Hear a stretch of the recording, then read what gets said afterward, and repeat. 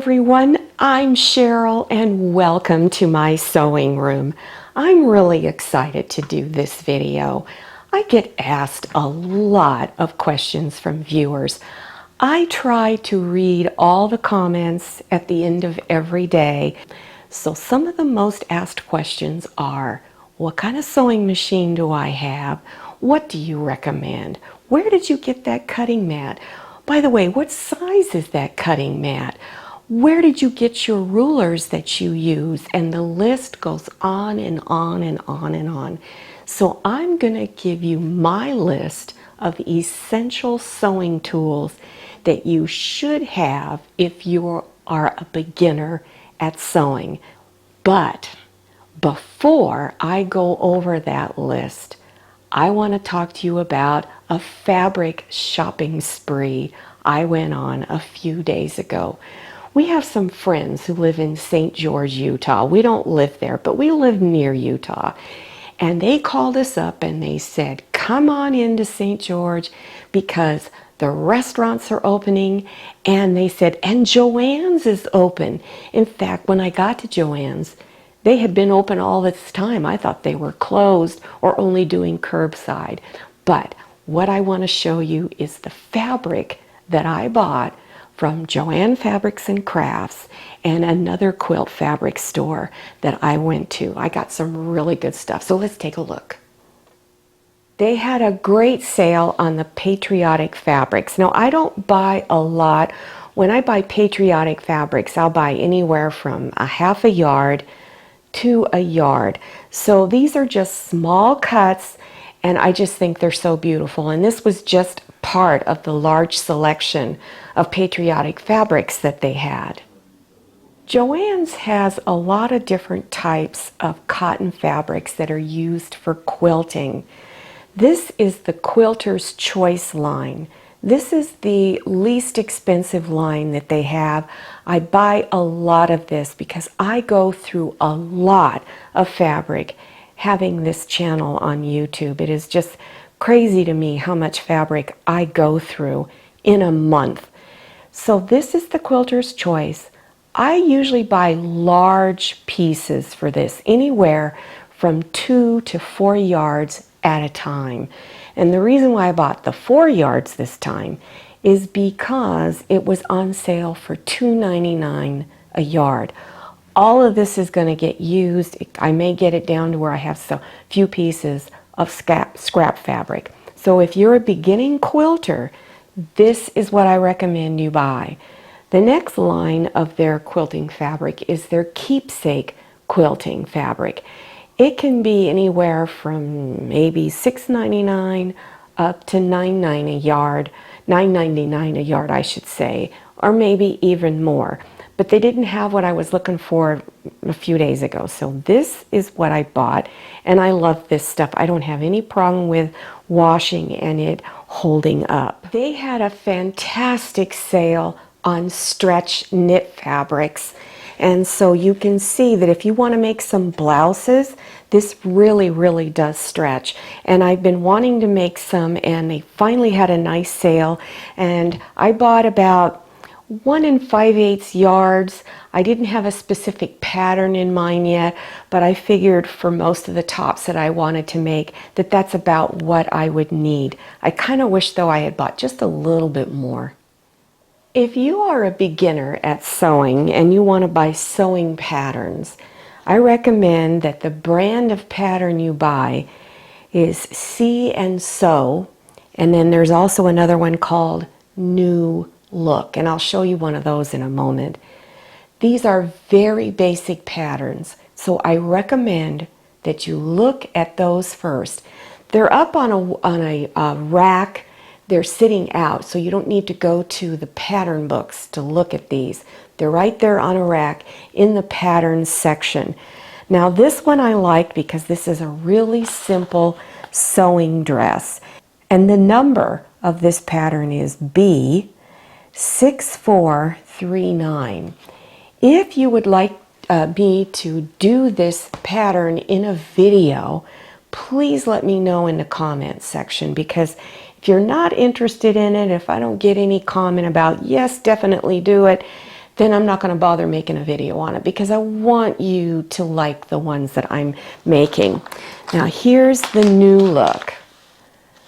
This one is R10077, and it's got 3 different lengths of skirt: above the knee, mid-calf, and all the way down.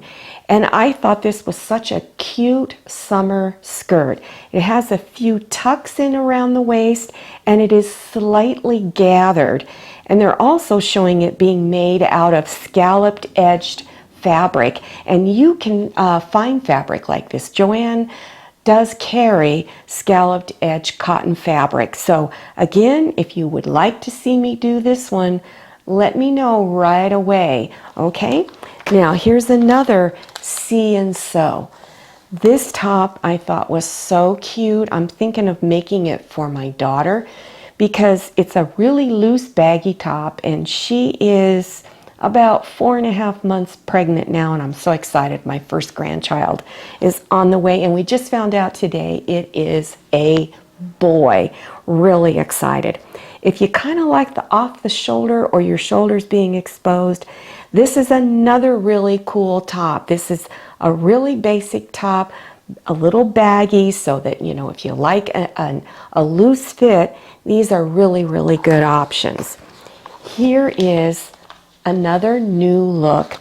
This one is 6273. This is a really nice basic pattern to get because you get a simple pair of pants. These are those wide leg, kind of like palazzo pants, the slightly gathered waist. The skirt, it's a simple skirt with a little slit on the side, would be great for summer. Here's another little top that would be great for summer. And then it also has this really cute jacket. So you get 4 different things in there, and they are all designed for beginners who sew. So if you are interested in any of these patterns, you want me to do it in a video, please let me know in the comment section. My second stop was at a quilt fabric store, and it was called the Sewing and Quilting Center of Southern Utah. Now they don't just sell quilt fabric there, but they also sell sewing machines and other quilting tools there. This is panel fabric. So when I went in there, I was mostly looking for panel fabric. I just sort of scanned the shelves till I saw what I wanted. What was neat that day when I got there was all of the fabric was marked down. It was a great sale. I had a blast in there. Normally quilt fabric sells from $10 a yard to $12 to $13, $14, $15 a yard. Everything was marked down to $7.70. So if I hadn't already blown my budget at Joann's, I would have bought more there. But I bought the things I was really looking for. So it was all panel fabric. What would you do with something like this? I'm probably going to make a table runner out of it. You could cut it in a variety of ways. You could even make placemats out of this. This is really beautiful fabric. Here's one of my favorites. This is placemat size. So this was just one panel. So you got 2 placemats. Here's the other side right here. Okay, let me open it up. There's the other side. Plus, you got these 4 squares up here. So these little 4 squares, you could put them in pot holders and make a nice little matching set. But what you would do is if you wanted 4 placemats, you would buy 2 panels. If you wanted 6 placemats, you would buy 3 panels. So I love this one. You will see this in a video coming up pretty soon. If you've been watching me for a while, you know I love roosters. So this is an entire panel. And I would not cut this up. I'm one of those that I like a lot of my panels to be all one. So here's the top portion, and then you go down to this, and this is the other portion. So I will probably make either a wall hanging quilt or maybe even a full-size quilt out of this. But it's so colorful, I just fell in love with it right away. I didn't even have to think about if I wanted it or not. Here is some really unusual panel fabric. I've never seen anything quite like this. And you have 4 of these on it, I believe. I mean, I could be wrong. No, there's just 3. Now you could make these into giant placemats. Put a border on each side of it and make it into placemats. Here's the 3rd one up here. So it was so beautiful. I had no idea what I'm going to make out of it, but I will try to put this in a video and show you what I have done with it. So now let's go over those essential tools that I think you should use. Here are the items that I recommend you have in your bag of tools. This is real important so that you will have an easier time sewing and making your projects. These here are marking pencils. They're called Quilter's marking pencils, but you can use this to mark on your cotton fabrics. Here is a liquid fabric marker, and it will wash away. Once you wash it, the marks just go away, and the marks aren't really dark anyway. This is a seam gauge. I use these when I'm making clothing and I'm measuring little small seams. This here moves up and down. This is a brand new one, so it sticks a little bit. You set it where you want it to be, and you can place your little marks and pins where you want them. These 2 items here are the same. They have the same purpose. This is an item that came in a bag of polyester stuffing that you could use to make pillows and stuffed animals and pin cushions and all that. But this is also great for poking out corners when you need to do that. Now this one's a little sharp for poking corners. I use this one if I'm working with denim fabric, really heavy fabric. This is a must. It is called a seam ripper. So really, really important you have one of these, because I don't care how experienced you are at sewing, you use this all the time, because we're always making mistakes. Even I make mistakes all the time. I just don't show them on camera, but I do make them. So I use this a lot. You need some type of cutting tool. You should have a pair of scissors, and try to invest a decent amount of money in your scissors. If you're left-handed like me, you can get left-handed scissors, and I think Fiskars makes this one here, and it's pretty reasonably priced. I also use rotary cutting tools a lot. This is a 45 millimeter. I like using this more than scissors. I use this almost on everything. Another thing is a calculator. If you watched my video on the circle skirt and the circle top, I gave you a math calculation, or I help you to figure out how to do that circle. And so you can get these for probably under $10.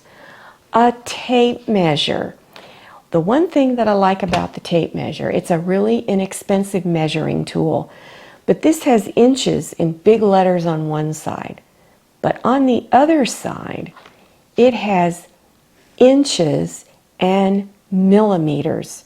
So if you're watching a video on YouTube, whether it's sewing or learning how to make furniture, sometimes you're watching a really good video and it's in millimeters. Well, you can convert it by just getting a tape measure that has this on there.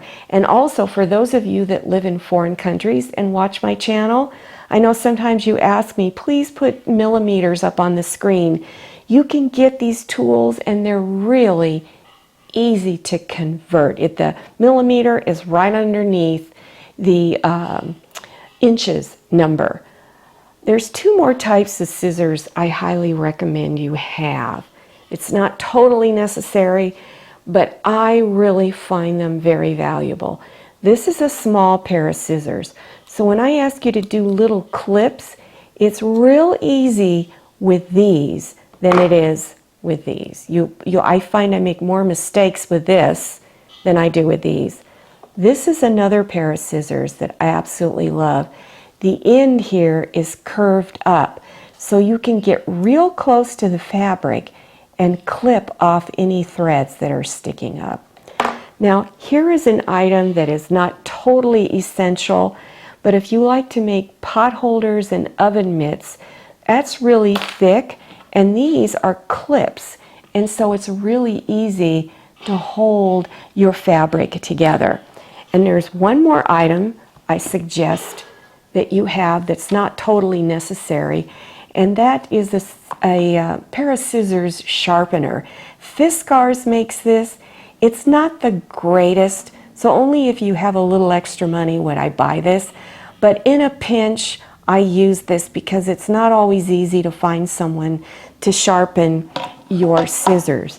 And one more thing is some type of pin cushion, whether it's these magnetic ones, which are my favorite because I drop pins all the time, and it's so easy just to go along the floor around my sewing machine and it just scoops up those pins right away. Or if you prefer, you can get a wrist pin cushion, one that wraps around your wrist.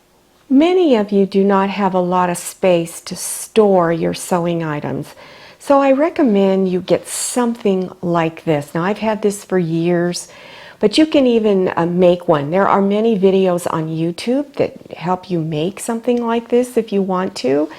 But you've got lots of room for storage. You can put a lot of stuff in something like this because in the beginning you don't need a whole lot of space for all of your items. Another thing I recommend is if you can't keep an ironing board near your sewing area, then get a pressing mat. You can just even keep this up on a cutting table if you have one. I bought this pressing mat at Walmart. It's in the laundry section where they sell ironing boards and other things for laundry. Also, get a steam iron if you don't have one. This is not a working iron. The plug was taken off, or the cord. It's only because I just used this in a video as a prop, so I didn't need the cord on it. But get a steam iron. You really need one if you're going to be sewing. I like to use a cutting mat. My biggest reason for using a cutting mat is that I like to do quilting. So a cutting mat is a must if you're a quilter. But I also like it for making clothing. I find it much easier to cut out my fabric for making clothing if I use a cutting mat because I use my rotary cutter to cut out the patterns. Now this is kind of a small one. This is about 19 by 23 inches. I've had this for many, many years. I've lost track as to how long I've had this one for. The one that you're looking at right now is very large. It goes on the large crafting tables. This one is 33 inches by 56 inches. This is what you see in all of my videos because I have one of those big cutting tables. But the cutting mat, buy the one that is, buy the largest one you can afford. Now, if you shop at Joann's, you can get this large cutting mat. They're not that expensive there. And use the coupon app because you can get a great deal on buying these items if you have your coupon app. Sewing machines. I get lots of questions on sewing machines. My very first sewing machine that I learned how to sew on, and I was 12 years old when I started sewing, was a Singer, the kind that was in the wooden case and was in the corner. It wasn't the treadmill. This was the one that came out after that. My very first sewing machine that was mine was a gift from my mom and dad when I was about 21 years old. And they gave me a Singer Golden Touch and Sew. And I had that for 30 years. What do I have now? I said I've been buying Baby Lock. Well, I bought a Baby Lock Crescendo. It's one of the top of the line sewing machines. It's $9,000. It is my birthday present, my Mother's Day present, Valentine's Day present, Christmas present, New Year's present, whatever holiday there is. It's mine for the next 10 years. I didn't pay the full price because I bought the floor samples. So if you're thinking about upgrading, go into a dealer store and see if they have a floor sample that you can get a discount on. And they'll usually give you full warranty, all the parts that go with it. They'll even teach you how to use it. I hope I've answered your questions. I hope this video was helpful to you. And don't forget, you can follow me on Instagram and Facebook. And I try to put behind the scene pictures, shopping experiences, all on there so you can kind of see what I'm doing behind the camera instead of what I'm just doing in front of the camera. For videos on beginner sewing projects, play this video until a green screen appears and then click on the links. If you liked this video, click on thumbs up and don't forget to click on share to share this video with your friends. And if you haven't subscribed yet, click on that red button down there in the lower right hand corner of your screen. Enter your email address, click on the bell so that you receive future email notifications about my latest video. Also, make sure you have notifications turned on your iPad or your iPhone. Thanks for watching. I'll see you next time, and happy sewing!